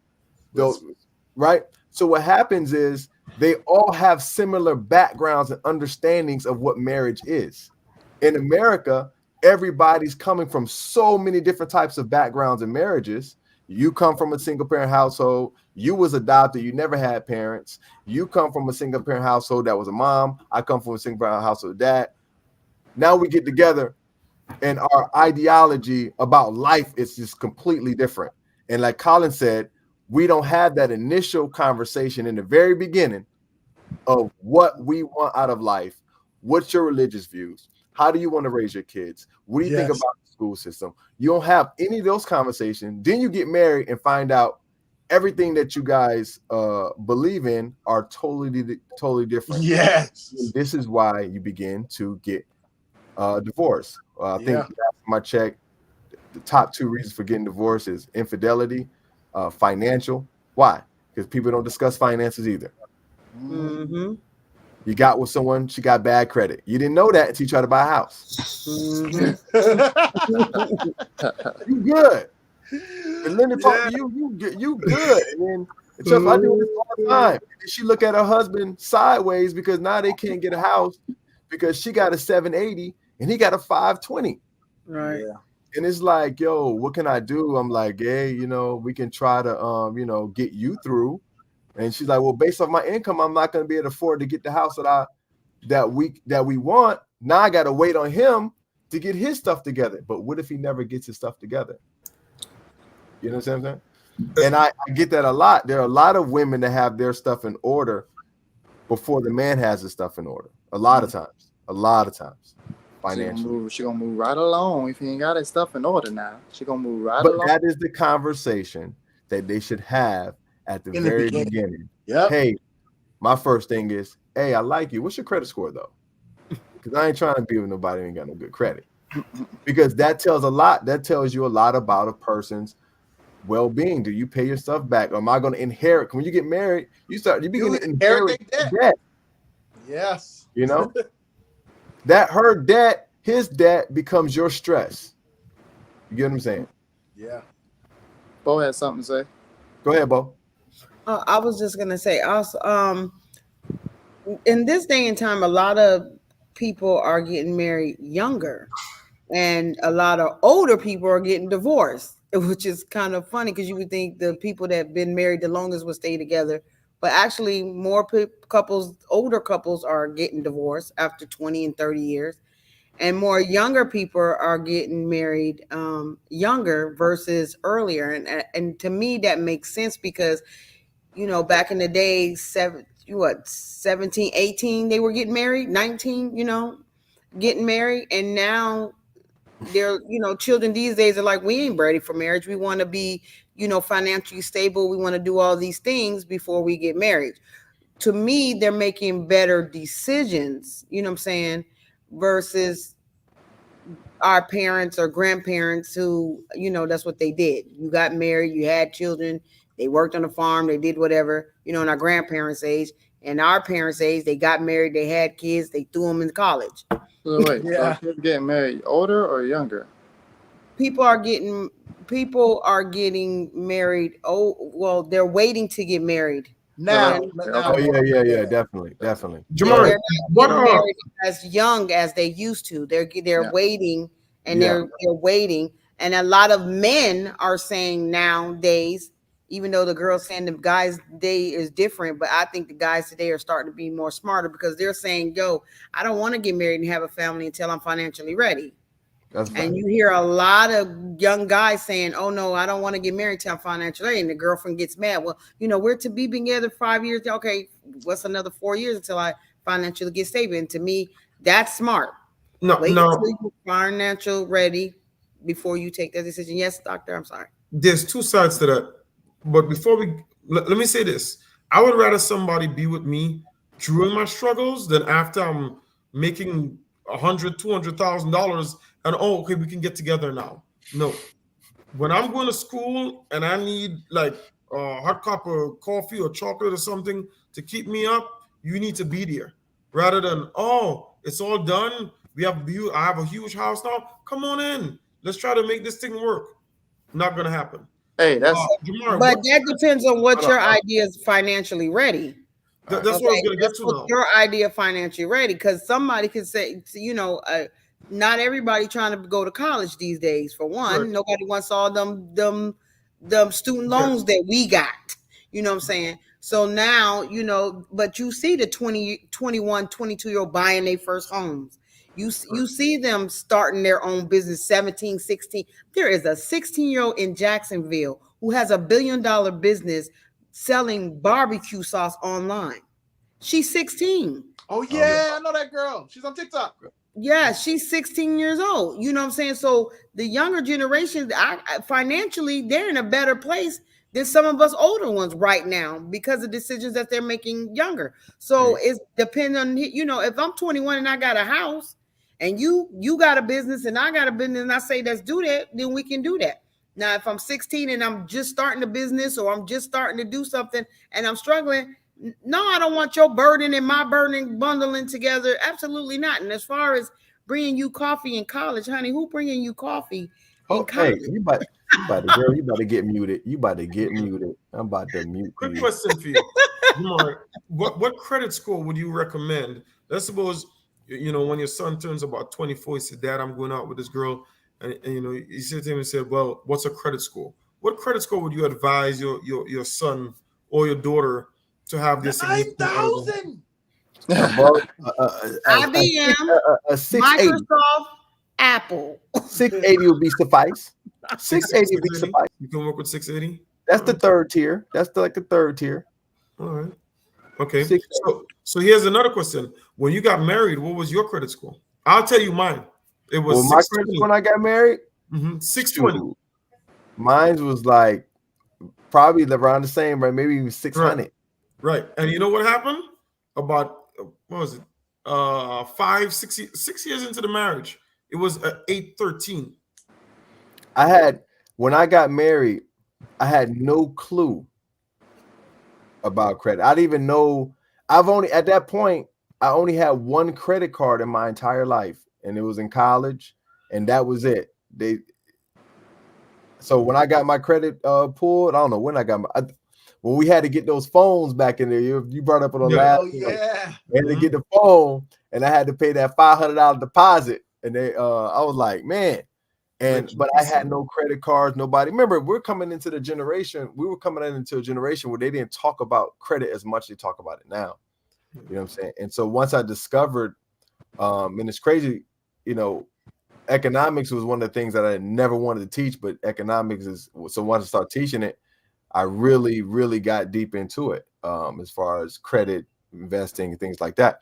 But so I was able to get, just off of the understanding of how credit works, my credit, because I only had one credit card, so I didn't have a bunch. I had nothing in collections and nothing like that. It was just like, gotta get a credit card, Right.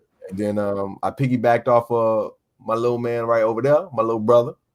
Piggybacked off. I had good credit. Then I messed it up. And then I made him get me off of that thing. My credit went up fast. Once I used my mom and Hamilton to piggyback off their card, in a month, I applied for mine. Done. I got good credit from my dad somehow. When he signed my loan, he piggybacked off, and that's an economic family working. But Kevon, knowing what I know now, I would never advise any young person to get with another person that has bad credit. You get what I'm saying? I would say, yeah, he got bad credit. Cool. Does he want to build it? If he don't want to build it, how bad is bad? Bad is anything 620 and below. Matter of fact, 620 is bad now. Like 620, 620 is like, it's considered okay. Like I said earlier, as a business, man, you like, what can I do with you if you ain't got no credit? Like, anything you two are trying to establish in the future, you're definitely gonna need that. Like there's no way around it. If you're trying to build together, if you're trying to do something solo and you don't really care about what she got, you don't really need her at all for nothing, then do what you got to do. I think that everybody's nowadays, at least, is trying to do it all themselves. That there's no teamwork anymore in relationships and marriages. Because if my son would have come to me and he says, look, Papi, I'm dating this girl. She has a 620 credit score, and she doesn't. And I say, okay, does she have any repos? Does she have any foreclosures? Did she file bankruptcy? Right?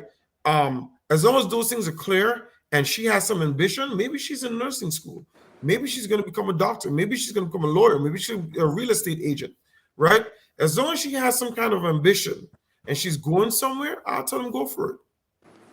Because at the time, maybe she just lacked financial knowledge. Maybe she was told never get credit cards, and her credit score was always low. Maybe she never had any form of credit on her credit profile, right? So that's a clean slate. You can start. Now that was my case. It's not that I had bad credit. I just didn't have any credit, you know? And so all I needed was, you know, a way to build, just some financial knowledge. And once I get that, I took off. So I think we've got everybody's like, do it yourself and then let me see what you bring to the table. No, people have gotten away with, how can we do this together? Before, originally, it was never it was never something you did together. Originally, like traditionally, the man established himself, and then he would find a wife. Mm-hmm. Like, he would establish himself, he would get his status, he would get whatever, then he'll go out and find a wife. It was never like, oh, okay, she got to build, she building up, and we building, he building up. No. Women usually look for men up.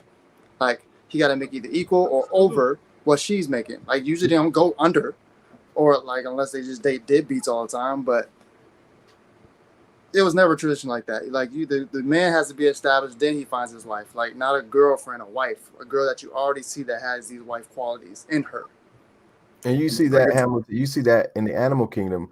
A male bird build his nest, then he'll go and try to, you know, you got to build. But Kevon, not only that, but also in the tradition of the arranged marriage, they never arranged the marriage to their daughter to somebody less. They arranged marriage to the guy with status. They wanted, someone that would equal, or that they knew could take care of their daughter, or they could get something from, the exchange. I give you my daughter, and I'm getting X amount of goats or whatever the case may be.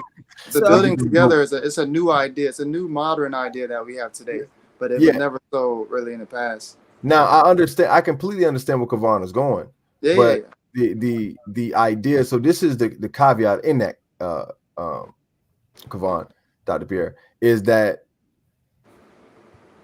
you have to be with someone who's. And that's why I don't like it, because the woman has to really be able to discern. So she has to think extremely objectively, because she can easily be hoodwinked by a bunch of pretenders to be Dr. Pierres. Not everybody's a Dr. Pierre. Not everybody's going to get their stuff together. But a lot of men can fake it like they are getting their stuff together and be doing nothing the entire time. So you get what I'm saying? So the whole thing about that is like, yeah, yes, it's a great thing to build. Me and my wife have been building, right? It's a great thing to build. It's one of the greatest feelings in the world to build with someone, because you're growing, you're learning from each other. That's one of the greatest things. But it's also a rare thing to meet somebody that is evenly yoked with you, and you guys on the same playing field as far as how you want to build the thing. You get what I'm saying? And so I rather, get your stuff together, right? I ain't got to be with you we ain't got to be together for you to get your stuff together. I can still give you coffee, Dr. Pierre, and I ain't got to be with you. We ain't got to be together, because as soon as I get the signs that you ain't doggone taking your studies seriously, I'm out.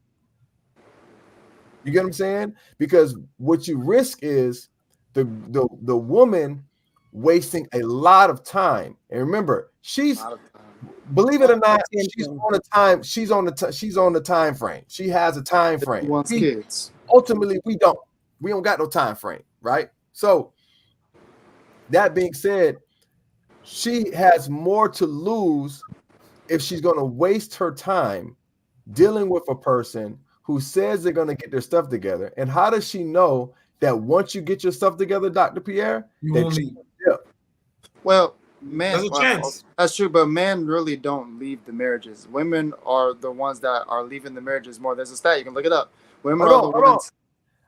So I don't care about statistics in this moment. The risk is, first of all, you got to understand this. Watch this.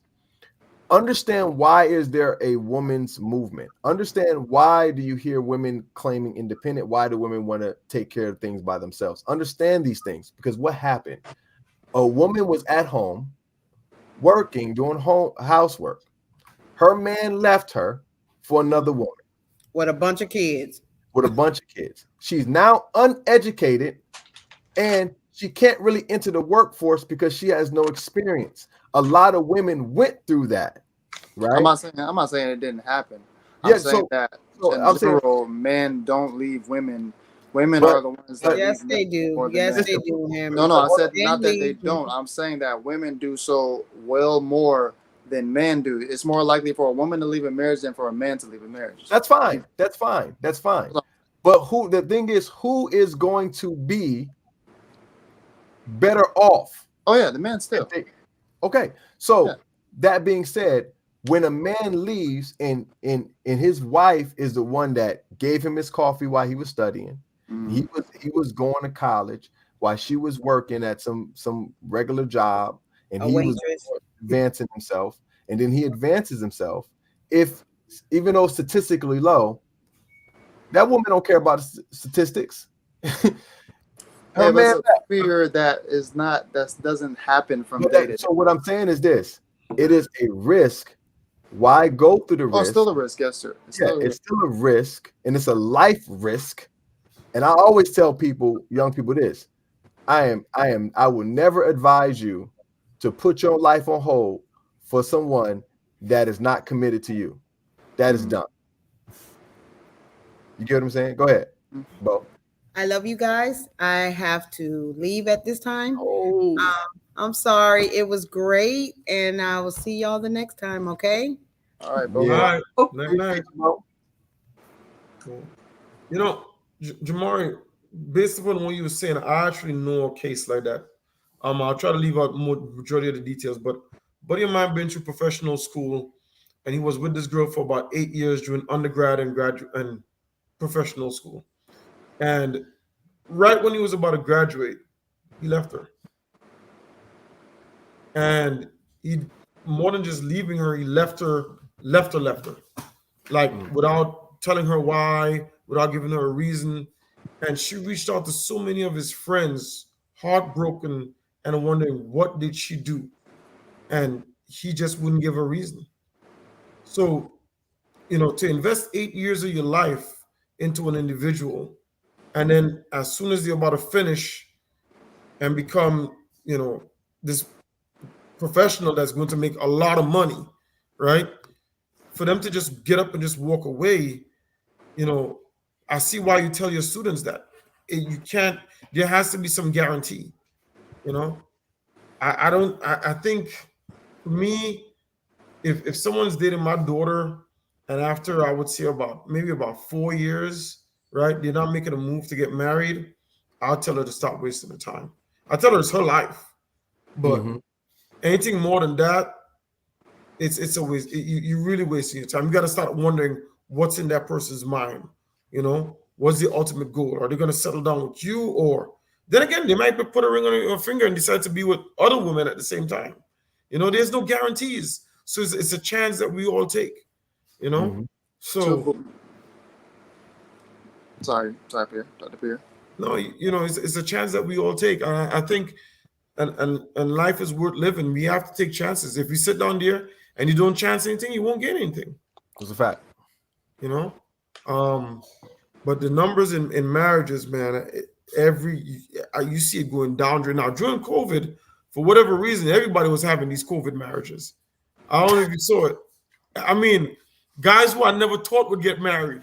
Hey, I'm getting married. You want to come? I need to come to my wedding. I'm like, what? How? So, Jamare Clarington says, Hamilton, where's your evidence of that statement that women leave more than men? I just pulled up an article here on Whitley Law Firm, PC.com.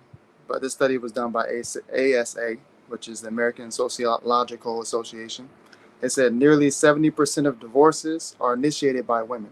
70%. This is according to 2015 research study conducted by, like I said, American Sociological Association, which suggests 2/3 of all divorces are initiated by women. Probably because is it based off? What is it based off of though? Because remember, we can go deeper. I mean, the top 2 reasons of divorce are infidelity and finance. Yes. So are these women leaving these men because they're? Okay, let's just give you an example right here. Among college-educated women, this number jumps up to 90%. Wow. What does that tell you? Damn. So hey, that's another discussion. Why y'all wait? We're gonna talk about that one. That's bring that bit back in. All right, on the next one. Bring that back in. So Bring that back. Hey, the relationship guru gonna tell y'all this. Hey, y'all notice I've been quiet, and I'm a talkative person. I've been quiet this whole time.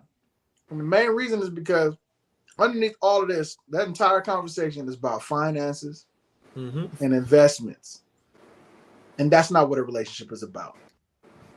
So that's why I haven't been commenting, because like people are going after it's not the wrong thing, because there's nothing wrong with like, you know, the physical, material, earthly kind of connection. Like that ain't what a relationship is really about, because you have people that are in countries where there ain't no money and there's nothing, and they still working together, and they still together, and they have a great family, have a great experience. See, people don't realize that we're all programmed. Like this whole conversation is a product of the programming that finances and like are a criteria for connection. And that was created by folks that weren't supposed to be married, that weren't being picked because them as human beings were not wanted. And that goes way back to the ancient times when the first coin was made.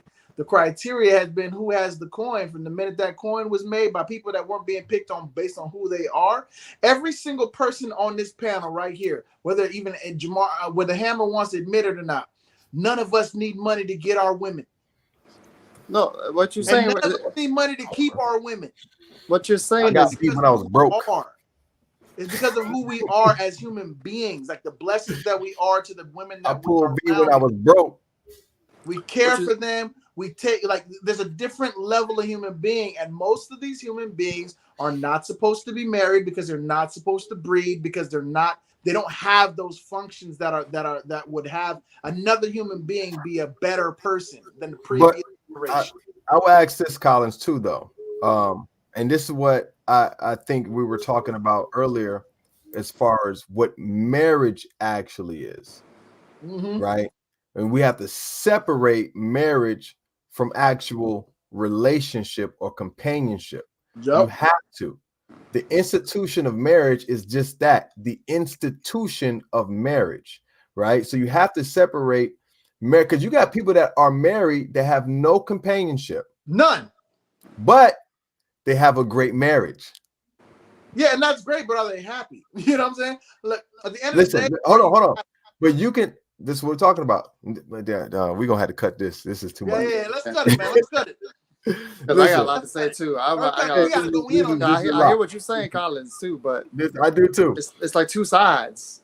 So it's one side, but people are gonna see it as two. Listen, you can't. If somebody's programmed, you can't get them out that program. So even you talking about what you're talking about is true, real connection, but there's also the earthly. There's also this side. It's there. It's reality. Yeah, I get it. So, but let me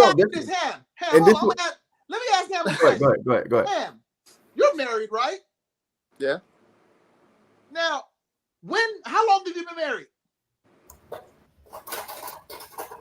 All day. Since I made my real connection with my wife, and I told her before we got the papers that my wife. Right. Oh yeah, you did. I told her that. Right. So she was your wife the minute you declared that, right? Yeah.